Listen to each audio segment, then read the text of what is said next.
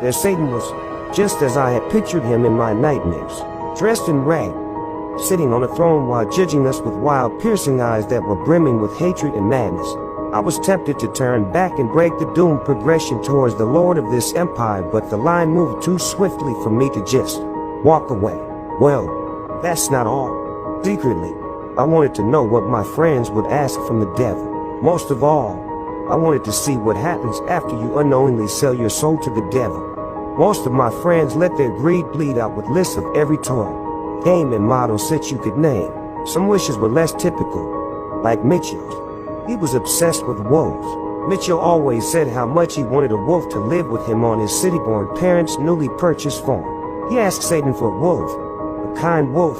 The red man touched Mitchell's nose and said it would be so, as long as he believed in the magic of Satan. Mitchell said he believed without an ounce of doubt. Some asked for family members to return. Others asked for more money, for their families to get out of jail, for relatives not to be sick anymore. One asked to be taller. One girl wanted to be the prettiest of them all.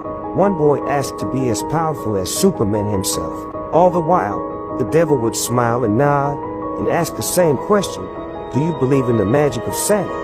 And every single time someone I knew responded with a resounding yes, my soul cringed a little bit more. I didn't know why my friends couldn't see past this kind old man with a white beard.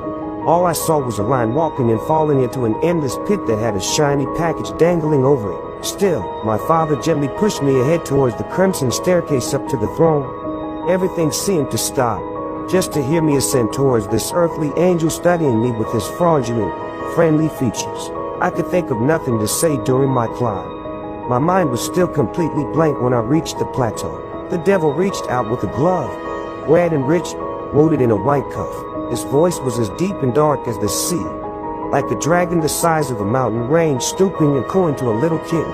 Come closer. He waved his hand. Closer. Closer. That's good. The other children are not afraid. Why are you? Because you are not who you say you are, and you are not Santa, I whispered. Too afraid to say anything else. The devil smiled as he said, I'm the giver of gifts.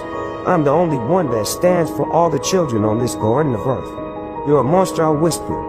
The devil smiled dim and his eyes sharpened. Don't think sitting on some throne makes us overlook who and what you really are. You tell us to look at all the tragedies of God, and to only know glory through all of your gifts. But they are not your gifts. They are our gifts. They are made by us. They are gifted between us. You're a leech. You're a fraud. You're a lie. You are just like magic itself. A fake idea for the sole purpose of making this world a little less bitter. The old man's eyes twinkled as its red velvet hand touched the tip of my nose. Do you want to know what gift you desire most of all? The devil asked before letting a single word slither from its tongue. Belief. A puff of white flash powder brought me back to reality as our picture was taken by one of its underlings. My father took my hand and asked me what I asked for Christmas. I was about to ask him if he knew the devil was sitting there and not Santa, but Satan himself.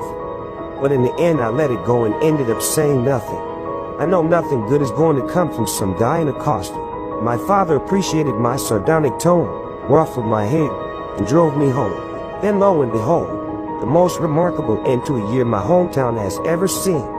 Packages with strange postmarks flooded the post office addressed only to the children. Kids formed overnight gangs to ride on new expensive bikes that nobody could account for.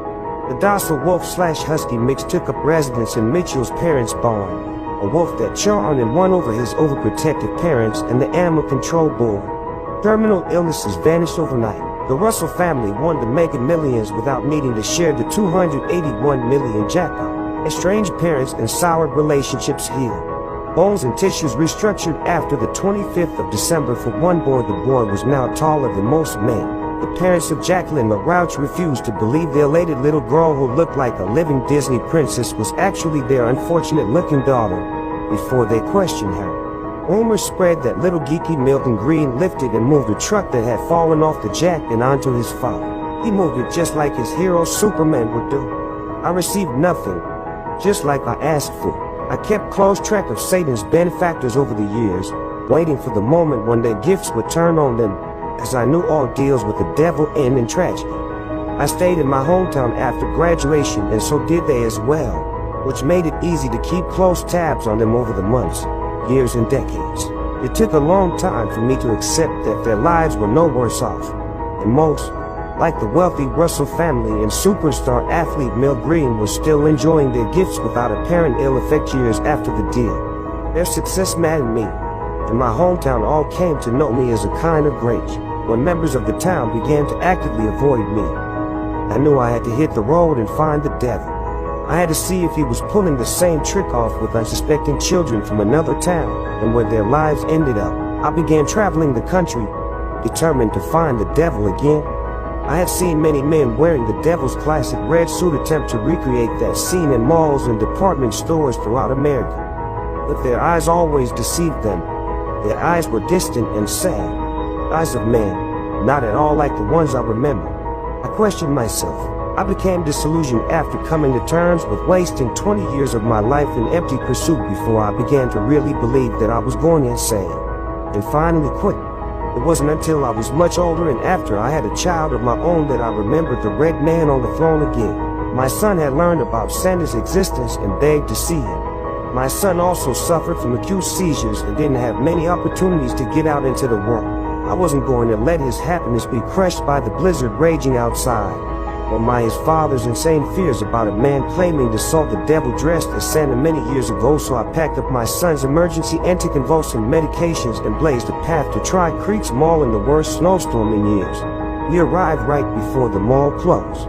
I saw the devil again, back upon his throne, unchanged from when I saw him decades ago. The devil smiled at me like a smug child stares at a mad dog behind a bulletproof window as it brought his gloved hand on the shoulder of my ascending son. I chewed on my rage as I watched them whisper to each other. My son nodded before falling to the ground. I rushed up the stairs to see my son in the middle of one of the worst epileptic seizures I had ever seen. I injected the first anticonvulsant as I held my son down. It felt like holding down a tune in its death flies. The initial injections did nothing for minutes of grand mal thrashing while 911 was being called. Unfortunately, the storm had put every unit out, and Tri Creeks Mall was far out. My son was still unresponsive even after I administered my last line of defense. But it was no use. My son was dying. I cradled my son's head, and as I felt his body's twitches become faint, I cried out for someone to help us. Anyone. The cry backed away while the piano solo of Holy Night twinkled on the mall's overhead speakers. Damn, my son was dead weight. I heaved him up my shoulder and ran to the front doors of the mall, where more than 4 feet of snow had fallen against the door. I took 2 charging steps into sheets of falling snow when that deep, sad, sweet voice of Satan rumbled behind me. Where are you going? I'm taking my son to the hospital, I replied. The roads won't be plowed for hours, the devil said in response. Then I'll carry my fucking son there, I shouted before taking one more step forward. Now this time the snow coming past my knee. You die, said the devil. Then the God of meat where he can pick up 2 bodies, I said in response before breaking into tears. I kept my back to it as I wept. I didn't want the devil to see me cry. I felt a hand on my shoulder. I can make your son live again, said the devil. No, you can't, I shouted, half in a daze, too horrified at the sight of my son's dead eyes to even really respond. The hand began pulling on my shoulder because the devil wanted me to turn. I did, and I showed him my broken and distraught face. The devil smiled as he said, do you remember what I told you was the one thing you wanted most? To believe. I said without any hesitation. But I've searched so many years for you. It's over tonight. You can celebrate your newfound belief with your son. I buried my face into the crook of my son's neck, bawling and nodding while saying, I believe. My son's knee twitched as I felt his dead weight tighten up and grip onto me. Daddy. My eyes hurt. Why are we outside in the snow? I have never cried harder in my entire life. My son, my precious firstborn son, was alive and unharmed. By the time I came back to my senses, the parking lots had been cleared, the EMTs had arrived, and the devil was long gone. I wanted to honestly believe that would be the end of it.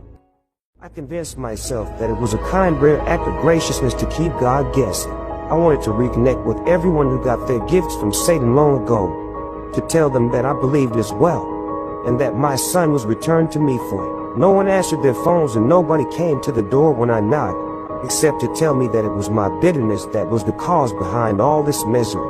I wanted not to know what they were talking about when they said this misery. I wanted to think that all of the people I kept track of were still living wonderful lives as they always have been, and not being killed off, one by one, in the strangest ways. But that wasn't the case. That ugly girl who wished to become the prettiest of them all accidentally trapped herself in a closet when a broom fell against the door, while she was all alone in that house for 7 days and 7 nights. She died of dehydration mid-claw through the drywall and insulation.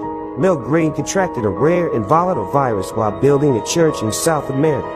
The Russells' newly expanded property slid down a hill and crushed 15 homes because they never got the building approved. Their millions vanished overnight, and Mrs. Russell checked out early, leaving behind a 19, 12, and 8-year-old to fend for themselves. Not only did I ignore this, but I also ignored where my son was going every night when he said he was going out with his friends. None of my old thinking makes any sense to me now. I should have acted when I found Bill Russell's wallet under a loose floorboard in my garden shed. Finding out your kid has a wallet that isn't his is bad enough. Knowing that it came from a dead man was worse. There were other items, a scarf, a ring, a hood ornament, all of which I knew were not his. I ignored, obfuscated, and flat out lied for my son until I found the journal he always kept on him and saw my handwriting on it, down to the flourishing F's and D's. Written in it was my confession of how my anger and rage built up enough to go through the elaborate acts to bring misfortune to those I tracked for so many years after seeing no misfortune fall upon them. My son was responsible for over 50 deaths that had all been framed on me. I honestly believed I had lost my mind and was responsible for the murders until my son said to me, "I did it. I knew I was doing all these horrible things, but I couldn't stop my body. There's someone inside my head, Daddy, and they do all these things. It doesn't even talk to me. Daddy, you gotta leave. All of this was meant to frame you. It made my body call the cops and turn you in. They're coming. You have to get." Those were my son's last words. The sound came from out of the living room. I walked out to see a man in a red suit covered in the soot of my chimney, holding a red sack from which the devil removed 2 wrapped boxes. "The first thing that happens after you sell your soul to the devil," Satan said as he placed one of the wrapped boxes on the table between us, "is you realize how valuable your soul is. It's always quality over quantity, is it? I knew you had a soul. I wanted as soon as your eyes met mine all those years ago. An unbeliever of evil. Almost everyone is trusting, but you. The process of turning the faithless into the faithful takes a lot of bikes and money and unexplainable medical phenomena. All over the course of many years, trapping an exquisite human soul like yours takes a lot of patience and skill, all a small price to pay." The devil removed the top to one of the boxes. It was a handbill. "They'll find you guilty when they see all the personal items your son kept after his kills. Solitary confinement for life. Death will be slow and agonizing. I know you don't have a gun. Merry Christmas. Throw away all that rotting flesh. Don't worry. What we are going to do together is God's work."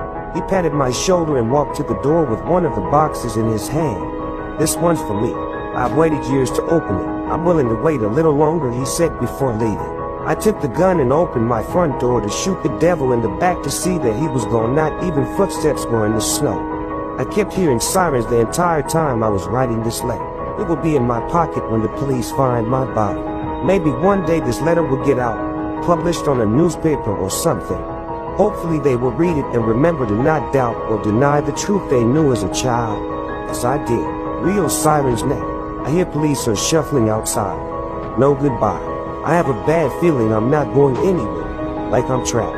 I look around this empty house searching for any reason to not end it all. I hear voices of police officers outside that yell for me to surrender and give myself up. I wipe tears from my eyes and look down at that gun the devil gave me before he disappeared. I stare at the gun he gave me and move it slowly to my temple. I hear the police trying to break down the door now. It's only a matter of minutes before my fate is set. I can feel that cold steel the moment that it finally rests upon my head. The door breaks down and I can hear footsteps rushing in. I put my finger on the trigger and watch a life pass before my bloodshot eyes. I look over and see that the police are now standing in my living room, facing me with their guns drawn and shouting, "Drop the weapon now." I can't even make sense of what's happening. with the gun the devil gave me still rested on my temple. I smiled towards the distance and pulled the trigger, but nothing happened. My suffering didn't end. I was still alive, so I pulled the trigger again and it clicks with a fading silence. The police officers yell at me to drop the weapon once more, but I barely listened. I pulled the trigger again and again, but it wouldn't fire. In a state of shock and confusion, I moved the gun away from myself and aimed it towards the police. They opened fire. I suddenly felt a rush of pain within my body, and then I couldn't help but to slowly close my eyes, right before they finally closed forever. I saw that devil once more standing close beside. The last and only word I said to him was "Why?" He smiled and then replied, "Do you truly believe now? I was never your light of hope or your righteous savior. I'm not some divine grace, a righteous saint, or another flawed truth. I'm the perfect lie.